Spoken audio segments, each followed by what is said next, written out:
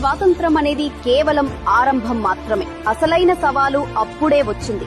562కు పైగా సంస్థానాలుగా విభజించబడిన భూమి, ప్రతి సంస్థానానికి సొంత పాలకుడు, దాని సొంత జెండా, దాని సొంత గమ్యం ఉన్నాయి.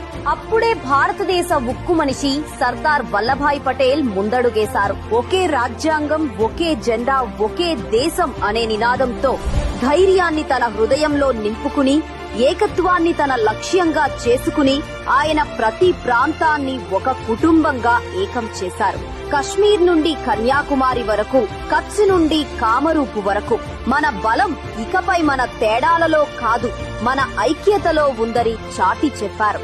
సర్దార్ పటేల్ భారతదేశపు అపారమైన వైవిధ్యాన్ని ఉమ్మడి గర్వంగా మార్చారు. తద్వారా ఐక్యత, దృఢ సంకల్పం కలిగిన దేశానికి పునాది వేశారు.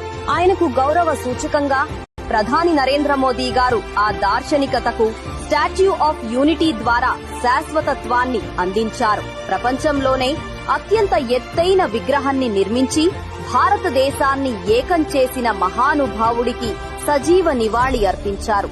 ఆయన జయంతిని ఏక్తా దివస్ గా ప్రకటించి యావత్ దేశానికి ఏక్ భారత్ శ్రేష్ఠ భారత్ విశిష్టతను తెలియచేశారు. అందుకే దేశాన్ని ఏకం చేసిన ఉక్కు మనిషి జయంతి సందర్భంగా యావత్ భారతీయులకు ఏక్తా దివస్ శుభాకాంక్షలు.